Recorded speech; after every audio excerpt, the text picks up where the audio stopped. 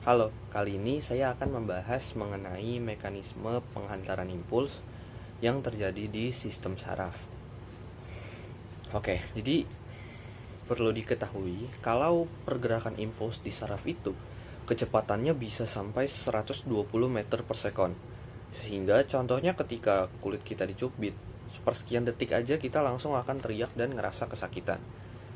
Nah, kira-kira bagaimana sih mekanisme yang terjadi pada saraf kita ketika menghantarkan impuls sehingga bisa secepat itu? Oke, sebelumnya kita harus tahu dulu tentang membran akson. Sebab penghantaran impuls pada sel saraf itu terjadi karena adanya perubahan muatan di sepanjang membran akson. Untuk memahami konsep muatan pada membran akson, bisa kita lihat dulu gambar berikut ini. Dari sini jelas kita lihat bahwa di luar akson dan di dalam akson itu terdapat perbedaan muatan yang dipengaruhi oleh komposisi ion. Lebih jelasnya gini, mulai dari bagian dalam akson dulu. Di bagian ini terlihat bahwa ada beberapa ion Na+ dan beberapa ion negatif. Akibatnya muatan di dalam membran akson ini jadi lebih negatif karena ion yang ada di bagian luar akson itu lebih banyak ion positifnya, walaupun ada beberapa ion negatif juga. Kira-kira seperti itu konsepnya. Jadi walaupun di bagian dalam bermuatan negatif, bukan berarti di bagian dalam ini itu nggak ada ion yang positifnya. Begitupun sebaliknya. Perlu diingat juga kalau perbedaan muatan ini itu bisa berubah karena adanya pergerakan keluar masuknya ion dari membran. Yang di dalam akson itu bisa keluar dan yang di luar membran itu bisa masuk ke dalam. Terus bagaimana sih proses keluar masuknya ion-ion tersebut? Jadi ini terjadi sebab adanya protein kanal, yaitu protein kanal Na+ dan protein kanal K+, yang mana berfungsi buat pergerakan keluar masuknya ion-ion tersebut. Jadi kalau kanal Na+ itu terbuka, maka ion Na+ itu akan lewat sana. Begitupun kanal K+. Kalau terbuka, maka ion K+ bisa keluar masuk lewat sana. Nah, yang bisa membuat protein kanal ini terbuka atau tertutup itu adalah keberadaan impuls dan juga stimulus. Kita masuk pada mekanisme penghantaran impuls pada sel saraf. Kita akan bahas mengenai mekanisme penghantaran impuls pada saraf bermielin dan juga saraf yang tidak bermielin. Pertama kita lihat dulu mekanisme penghantaran impuls pada saraf yang tidak bermielin. Penghantaran impuls itu akan dimulai dari dendrit, kemudian menuju akson hilok, dan akhirnya di akson terminal. Selama pergerakan impuls ini terjadi perubahan potensial membran, seperti yang tadi udah dijelasin.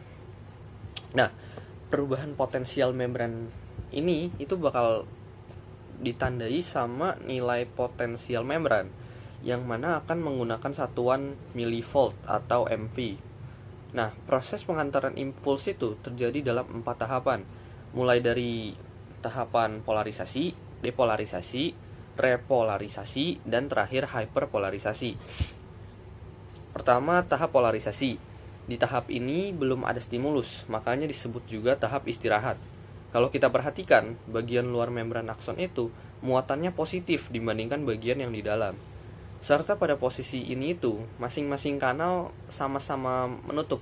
Makanya nggak ada ion yang bisa keluar masuk membran di tahap ini. Sedangkan untuk nilai besaran membrannya di tahap ini itu adalah minus 70 MV. Selanjutnya ada tahap depolarisasi. Di tahap ini mulai adanya perubahan potensial karena adanya stimulus yang lewat, seperti yang dijelasin tadi, ya. Kalau ada stimulus, maka kanal Na+-nya terbuka sehingga ion Na+-nya yang ada di luar bakal masuk ke dalam melalui kanal Na+. Inilah yang membuat muatan itu akan menjadi lebih positif dan di luar menjadi negatif. Tapi perlu diingat, kalau di tahapan ini, stimulus yang lewat harus merubah nilai potensial membran mencapai threshold atau nilai ambang batas, yaitu sekitar minus 55 mV, dengan tujuan membentuk sebuah infuse. Kalau tidak, stimulus tidak bisa dihantarkan menjadi impuls. Akibatnya tidak akan terjadi sebuah respon. Tahap berikutnya repolarisasi. Di sini itu artinya kembali. Jadi di tahap ini adalah kembalinya potensial membran ke tahap istirahat atau polarisasi.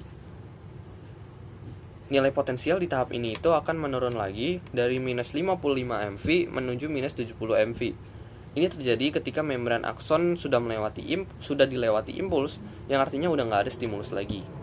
Nilai potensial ini bisa turun kembali karena kalau impuls sudah lewat kanal K+, ini akan terbuka dan ngebuat ion-ion K+ yang ada di dalam tadi bakal keluar. Hal ini menyebabkan muatan dari luar akson menjadi positif kembali. Perubahan ini itu akan membuat potensial aksi berkurang sampai minus 70 mV. Tahap berikutnya adalah hyperpolarisasi. Jadi ketika kanal K+ di akson itu terus terbuka, ini menyebabkan terjadinya hyperpolarisasi. Di tahap ini, nilai potensial membrannya akan jadi lebih sedikit dibandingkan nilai pas di tahap polarisasi atau di tahap istirahat, yaitu dari minus 70 sampai minus 80 mV.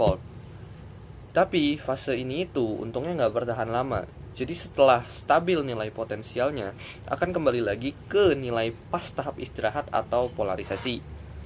Itu tadi proses pengantaran impuls pada saraf tak bermielin. Tapi sebelum lanjut pada saraf bermielin, kita akan lihat dulu diagram potensial aksi supaya bisa lebih paham lagi. Nah, di diagram ini menggambarkan 4 tahap penghantaran impuls. Untuk sumbu Y menunjukkan nilai potensial membran, dan untuk sumbu X itu menunjukkan waktu per milisekon. Yang warna merah pertama menunjukkan fase polarisasi dengan nilai potensial minus 70 mV. Selanjutnya ada depolarisasi, yaitu saat stimulus datang. Nilai potensialnya itu naik sampai threshold atau lebih dari minus 55 mV. Kalau nilai potensialnya melebihi threshold, ini bisa membentuk potensial aksi atau impuls. Nah, setelah dilewati impuls akan terjadi repolarisasi. Di tahap ini nilai potensial membrannya akan kembali ke tahap polarisasi. Dan yang terakhir menunjukkan hyperpolarisasi, sebab ada di bawah nilai potensial polarisasi. Setelah itu akan naik lagi ke tahap polarisasi. Berikutnya mekanisme impuls pada saraf bermielin. Mekanisme mereka ini sebenarnya sama-sama aja. Yang membedakan adalah pergerakan impulsnya. Jadi intinya penghantaran impuls di saraf tidak bermielin itu lebih lambat karena impulsnya harus bergerak di sepanjang membran akson. Sedangkan kalau di saraf bermielin, penghantarannya itu lebih cepat karena fungsi mielin itu sendiri untuk mempercepat impuls. Di sisi lain, sebenarnya selubung atau mielin ini itu gak bisa dilewati sama impuls. Jadi penghantarannya itu kayak loncat dari nodus Ranvier ke nodus Ranvier berikutnya. Bisa diibaratkan sama lomba estafet. Kalau misalnya tanpa mielin, artinya estafet dengan cara berlari mengantarkan tongkatnya. Sedangkan kalau pakai mielin, diibaratkan estafet dengan cara melempar tongkat estafetnya pada penerima selanjutnya. Kesimpulannya, dalam pengantaran impuls di saraf ini harus ada ion muatan di sekitarnya. Dan jika saraf tersebut memiliki mielin, maka proses penghantarannya itu akan lebih cepat. Ya, kira-kira begitu. Semoga materi ini bisa tersampaikan dengan jelas dan bisa dipahami juga dengan mudah. Sekian dari saya, terima kasih.